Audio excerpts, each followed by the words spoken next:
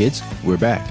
This time talking about our friends at Target, because shortly after the Bud Light fiasco and the other smaller fiascos that followed, no other company, especially no other large company, would do the same thing again. Of course they would. Join us down this honestly impressive twisting tale of how Target decided to take their own foot and put it in their mouth. Like, subscribe, let's go. God is coming for revenge. Target is targeting our kids.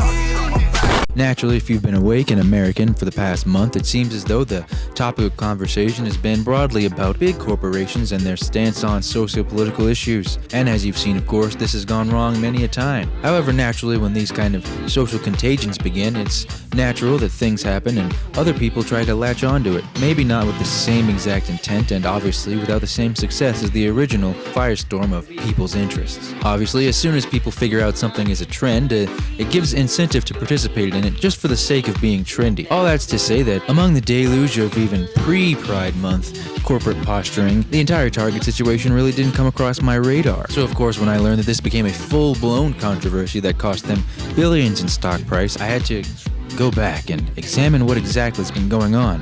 Boy oh boy. Now obviously both sides of the political spectrum use children in order to make people angry, and also to justify their anger itself. However, in the general political sense, it's well known that one side of the argument tends to have a lot more children than the other side, and especially recently one side of the argument tends to be completely averse to the idea of children entirely. However, as this becomes less generally political, it becomes a much smaller group of people who simply don't produce any children versus all families. Or at least that's how some people like to see it. And as the same way some people like to see normal everyday conservatives as complete and total extremists who are some kind of fascismo, you kind of just have to deal with whatever perceptions people put on you, and it's dealing time. Now, one of the reasons why Target may be in a lot hotter water than Bud Light is, other than being a family-oriented company, is the fact that they, unlike Bud Light, didn't just have an advertising campaign. I mean, there is significant real estate in the store dedicated to this kind of stuff, even in the kids section. This is where I believe a light bulb went off in many people's brains for the first time, as years and years of talking heads like me on YouTube has failed to change many people's opinions about this stuff. Mostly because the truth of the world, let alone our opinions, sound crazy to someone who doesn't care and is not initiated. Luckily, things have become so clown world at this point that a simple juxtaposition of certain images together finally gets the gears turning in some people's heads, and they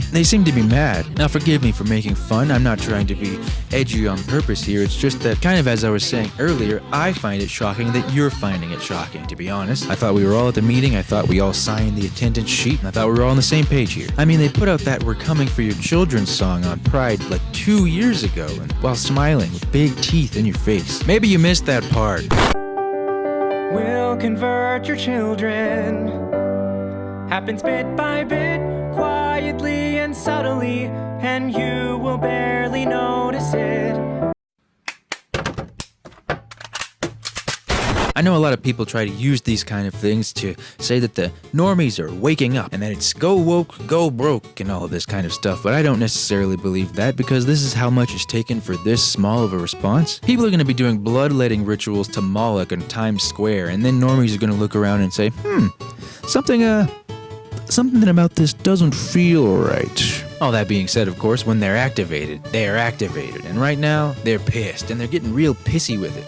A lot more pissy than people were about the Bud Light thing. I think the shocking thing about the Bud Light fiasco was how little letters I saw, how few tweets I saw, how few social media posts I actually saw. People simply stopped drinking it and stopped talking about it. I believe this is because most of those people were men. However, in America, I believe somewhere around 80% of retail shoppers are women. This, I believe, gives us an interesting chance to see a similar boycott or anger outrage campaign with a bit of different gendered energy going into it.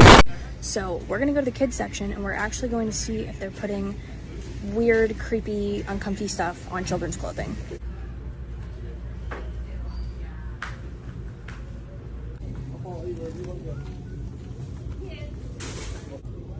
Okay, this is the child section. This is literally the kids section. I'm next to a literal onesie that says whatever the hell that means. We have Glad You Came Out and I'm So Happy That You're Queer in the kids section. Are you kidding me?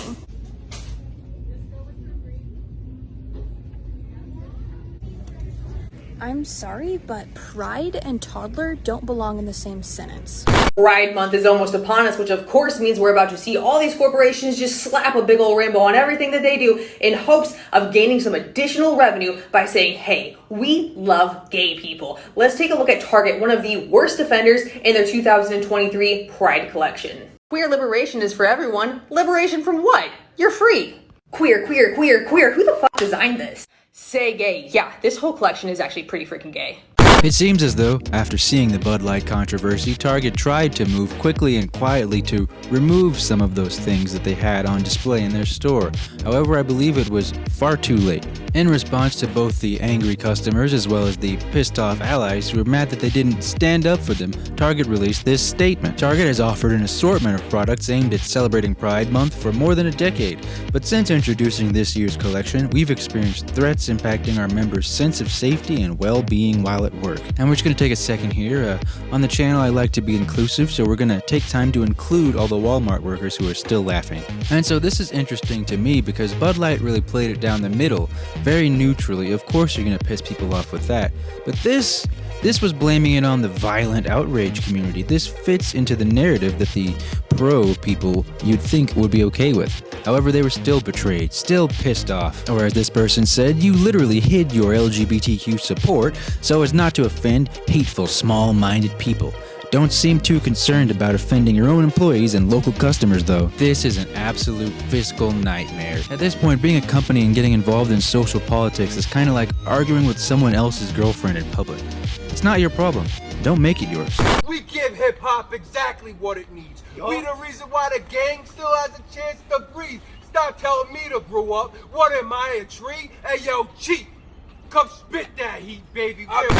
But come on, so what? I mean, how much does a couple viral Twitter posts and TikTok videos really mean for the bottom line of Target loses $9 billion in week following boycotts over LGBTQ-friendly kids' clothing.